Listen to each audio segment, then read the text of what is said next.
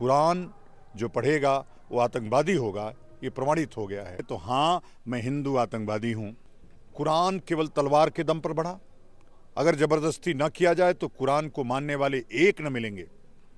हाँ, मैं हिंदू टेररिस्ट हूँ, मुसलमानों को मार देंगे यदि वो हिंदू धर्म में वापस नहीं आए तो। हमने बोला भाई मुस्लिमों का प्रवेश वर्जित है। नमस्कार, स्वागत है आप सभी का। मैं अमित हूं और आप देखना शुरू कर चुके हैं एबीएन। महाकुंभ 2025 का आगाज हो चुका है। मकर संक्रांति के दिन पहला शाही स्नान, जिसे अमृत स्नान कहा जा रहा है, उसी दिन से अभी हम प्रयागराज के कुंभ में ही मौजूद हैं और हमारे साथ बातचीत के खास मेहमान हमारे साथ सांभवी पीठाधीश्वर स्वामी आनंद स्वरूप जी महाराज जी हैं। उनसे बात करेंगे और महाकुंभ को लेके, सनातन धर्म को लेके जो उन्होंने एक काली सेना की स्थापना की, उस पर भी चर्चा होगी। तमाम विषय उन पर बातचीत होगी। महाराज जी, बहुत बहुत स्वागत है। जी, बहुत धन्यवाद आपका। सबसे पहले तो महाकुंभ पर जो करोड़ों करोड़ लोग यहाँ पे आस्था की डुबकी लगाने आ रहे हैं, उनके लिए क्या संदेश है, क्योंकि अभी पूरा का पूरा समय बचा ही हुआ है। देखिए, इस महाकुंभ को कुंभ क्यों बोलते हैं? जी, इसलिए कि बृहस्पति यहाँ पे कुंभ राशि में प्रवेश करता है और जो चक्रमण है बृहस्पति का, वो 12 वर्षों पे होता है। 12 वर्षों में यह दिन आता है, ये अमृत योग आता है और उसका लाभ सनातन धर्म के लोग, और मैं तो चाहता हूं कि जो भी गंगा स्नान कर लिया वो सनातन धर्मी हो गया। एक वीडियो हमने देखा कि हमने बोला भाई मुस्लिमों का प्रवेश वर्जित है, ऐसा शासन के लोगों ने कहा। तुरंत मोहम्मद कैफ जाकर के गंगा में डुबकी लगाए। तो जो गंगा में डुबकी लगा लिया वो सनातनी हो गया। और भारत का रहने वाला मुसलमान भी कहीं ना कहीं सनातनी है। मैं उसको बार बार कहता रहता हूं कि तुम कुरान छोड़ो, तुम अपने मूल की तरफ लौटो। यही कुंभ का संदेश भी है। यह जो अमृत काल चल रहा है कुंभ का, यह अमृत हर सनातनी पर या गैर सनातनी दोनों पर बरसे, इसके लिए कुंभ में आना आवश्यक है। और कुंभ में चूंकि हमारे यहाँ तो कहते हैं कि भगवान की कृपा, माँ गंगा की कृपा जिस पे होती है वही गंगा में अवगाहन करता है। और अच्छा है कि करोड़ों करोड़ों की भीड़ आ रही है। अभी 40 करोड़ लोग आना बाकी है। पूरी दुनिया का सबसे बड़ा शहर प्रयागराज का कुंभ मेला नगर है अभी, और सर्वाधिक जनसंख्या घनत्व का वो है। अभी व्यवस्थाएं भी संपूर्ण नहीं हुई हैं, हो रही हैं, शायद हो जाएंगी, क्योंकि तमाम भ्रष्टाचारी जो शासन व्यवस्था है यहाँ, प्रशासनिक व्यवस्था, शासन को मैं इसलिए नहीं कहूँगा कि योगी की इच्छा है कि यह विश्व पटल पे आए, भारत हिंदू राष्ट्र बने, वक्फ बोर्ड जैसी संस्थाएं समाप्त हों। तो जो व्यक्ति ऐसा सोचता होगा वो चाहता ही होगा कि कुंभ दिव्य हो। लेकिन कुछ इस्लामिक एजेंट भी इस प्रशासनिक व्यवस्था में घुसे हैं, जैसे दयानंद यादव यहाँ का वीडियो समाजवादी पार्टी को भेजते हैं कि इसको ट्वीट करिए आप, ताकि वो बेइज्जती हो। और हम समझ नहीं पाते, दयानंद प्रसाद बन के बैठे हुए हैं। तो ऐसे लोगों को से बचना पड़ेगा योगी आदित्यनाथ को, जो उनकी कार्यों पे पलीता लगाते हैं। तो कुंभ की व्यवस्थाएं सुदृढ़ हो जाएंगी, ये मेरा पूरा विश्वास है। और सुदृढ़ नहीं होंगी तो हम लोग और सुदृढ़ उसको कर देंगे।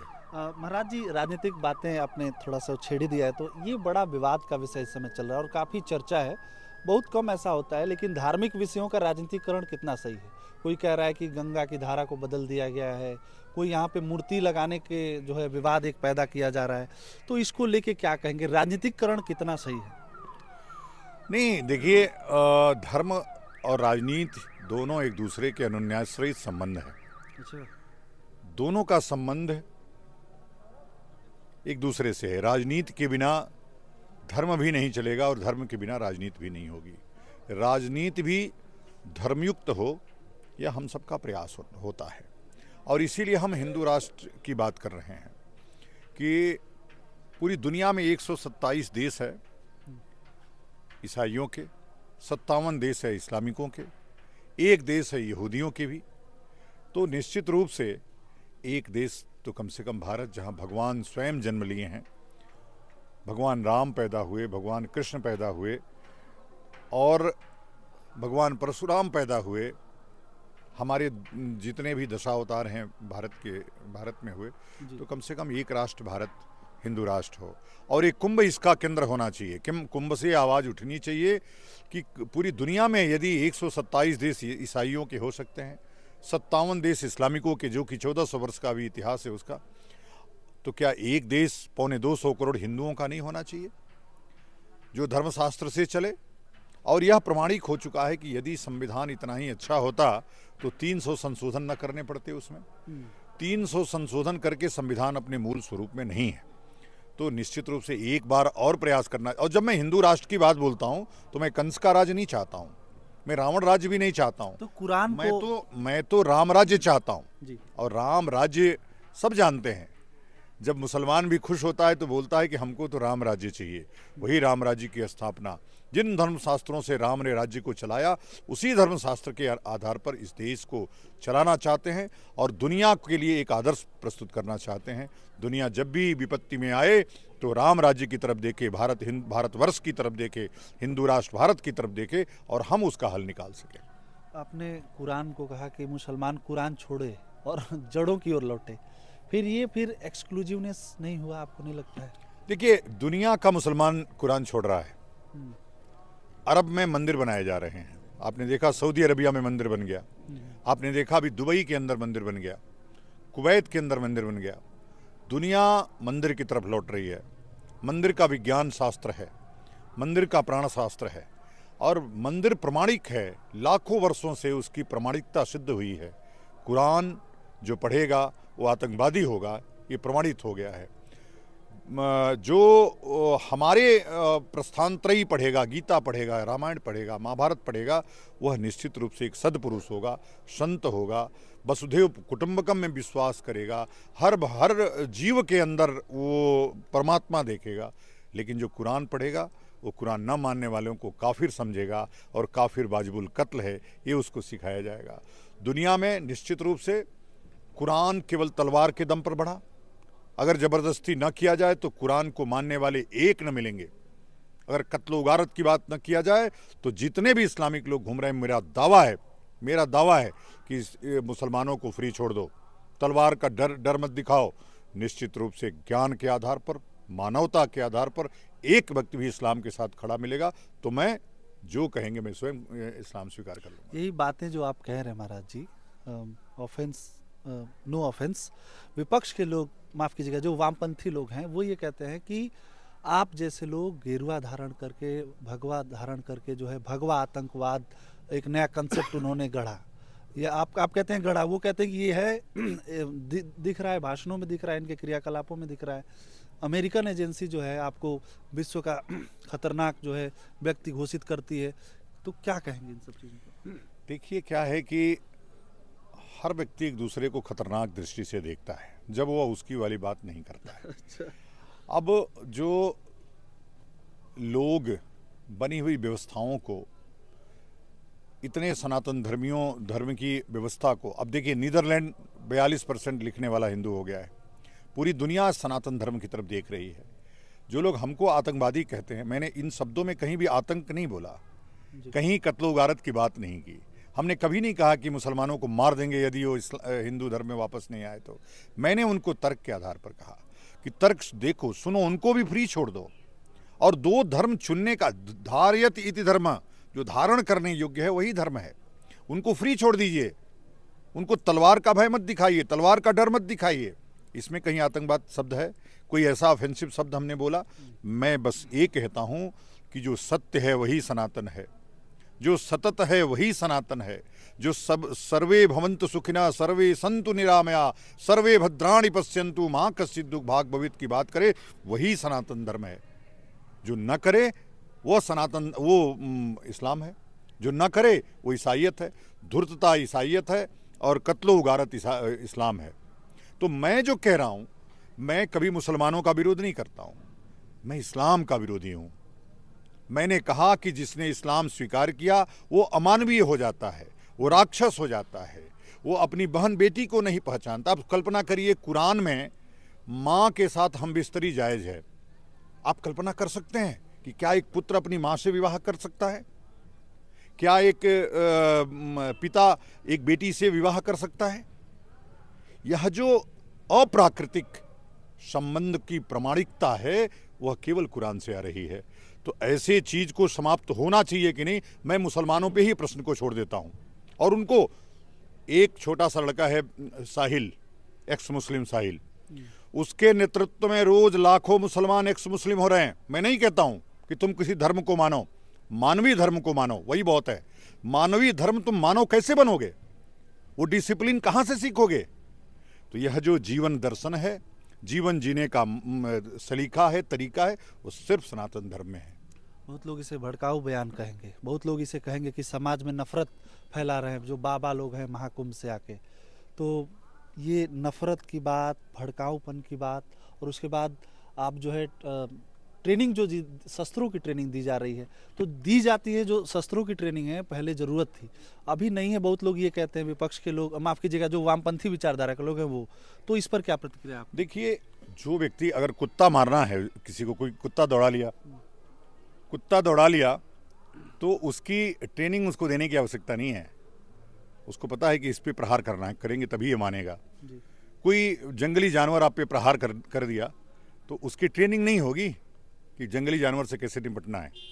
तो हर व्यक्ति को, आप हमारे किसी देवता के हाथ को ऐसा खाली नहीं देखेंगे, सबके हाथ में शस्त्र है। तो शास्त्र ही हमारा शास्त्र ही हमारा मार्गदर्शक है। वही कह रहा है कि हर व्यक्ति को शास्त्र संपन्न, हर व्यक्ति को शस्त्र संपन्न होना चाहिए। हिंदू धर्म, जब धर्म युद्ध छिड़ेगा तो कोई बचाने आर्मी नहीं आएगी हमको। अब अभी कोई इस पे प्रहार कर दे, एक भी पुलिस वाला नहीं है, तो कौन हमको बचाएगा? हमको बचाने वाले कौन लोग होंगे? तो हमको बचाएगी हमारी ही जो युति है, हमारा ही जो शस्त्र है, हमारा ही जो शास्त्र है, हमारी ही जो बुद्धि है। और यही सनातन धर्म है। शस्त्र और शास्त्र के संयुक्त प्रयास से जो जीवन चले, वही सनातन धर्म है। और मैं सबको चाहता हूँ, मैं गैर हिंदुओं को भी चाहता हूँ कि सनातन धर्म क्या वो मत करो। एक शब्द है प्रैक्टिसिंग हिंदू। इस्लाम को मानो, कोई दिक्कत नहीं है, लेकिन तुम प्रैक्टिस हमारी करो, जीवन हमारा जियो। निश्चित रूप से तुम्हारे प्रति हमारी जो प्रेम भाव है वैसे। और मुसलमानों से नफरत का कोई सवाल ही नहीं है मेरे मन में, किसी मुसलमान के लिए कोई, सब हमारे भाई हैं। और भारत का मुसलमान, पाकिस्तान, बांग्लादेश का मुसलमान तो हमारा ही भाई था, जो तलवार के दम पे सलवार बदल दिया। तो मैं उसको कह रहा हूं कि तुम वापस आओ मेरे पास। तुम गलत रास्ते पे चले गए, तुम बिछड़ गए इस कुंभ के मेले में। आओ, इस कुंभ के मेले में हम मिलते हैं और मिल करके सनातन धर्म की सेवा करते हैं, मानवता की सेवा करते हैं, प्रकृति की पूजा करते हैं, पंचभूतों की उपासना करते हैं। अगर पंचभूतों की उपासना कहना, गीता की तरफ लौटना, रामायण पढ़ने के लिए बताना, ये नफरत है, ये आतंकवाद है। तो हाँ, मैं हिंदू आतंकवादी हूँ, हाँ मैं हिंदू टेररिस्ट हूँ। मुझे कोई गिला शिकवा नहीं है, ना अमेरिका की उस वेबसाइट से जिसने हमको आतंकवादी घोषित किया, और ना किसी से भी। मेरा जो संविधान है वो शास्त्र है, कल भी था, आज भी है और कल भी रहेगा। मैं भारत के संविधान को तब तक मान रहा हूँ जब तक हम तलवार के दम पर, पुलिसिया तांडव के दम पर हमसे ज़बरदस्ती संविधान को मनवाया जा रहा है।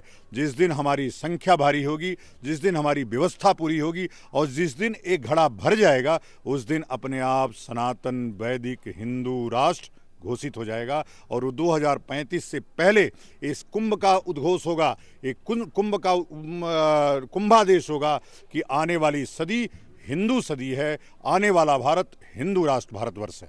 अंतिम प्रश्न, चंद्रशेखर एक सांसद हैं, उन्होंने कहा कि कुंभ में लोग अपना पाप धोने जाते हैं, पापी लोग जाते हैं, उनके कहने का ये संस्था, कई लोग और अन्य लोग भी कह रहे हैं। तो ऐसे लोगों को क्या संदेश है? देखिए, वो नेता है, उसको पता है कि वोट हमको मुसलमानों से मिलना है। ये चंद्रशेखर आज से 10 वर्ष पहले मंदिर बनवाता था, तिलक लगाता था, लेकिन जब उसको लगा कि इससे वोट नहीं मिलेगा, तो दलितों की राजनीति के आड़ में जो हमारे दलित भाई थे, मुसलमानों के कहने पर उनको अधार्मिक बनाना, धार्मिकता पे प्रहार करना, इससे वोट मिलता है। उसको भी बंद कमरे में बैठ कर के बताएंगे, तर्कों के आधार पे समझाएंगे, तो मुझे पक्का पता है कि वो बोलेगा कि मैं विशुद्ध सनातनी हूँ। चंद्रशेखर जैसे लोग भटक गए हैं, उनको रास्ते पर लाने का प्रयास चल रहा है। रास्ते पे आए तो ठीक है, और नहीं आए तो फिर दूसरा भी, जब हिंदू राष्ट्र आएगा तो हम देखेंगे। महाराज जी बहुत बहुत शुक्रिया, धन्यवाद। धन्यवाद, बहुत धन्यवाद। जी, आनंद स्वरूप जी महाराज जी थे, जो सांभवी पीठाधीश्वर है और काली सेना बनाए हैं और युवाओं को ट्रेन कर रहे हैं। शस्त्र की शास्त्र की दोनों दीक्षाएं दी जा रही हैं और भारत को सनातन देश, हिंदू राष्ट्र बनाने की जो इनका दावा है उसको ये कह रहे हैं कि कुछ वर्षों में हम इसे पूरा कर लेंगे, प्राप्त कर लेंगे। और हर एक प्रश्न का बेबाकी से जिस तरीके से सवाल हमने किया उसी तरीके से उनका जवाब भी रहा। ये पूरी बातचीत आपको कैसी लगी, ये सारे प्रश्न उत्तर आपको कैसे लगे, बताइएगा कमेंट में ज़रूर। बने रहिए हमारे साथ। नमस्कार।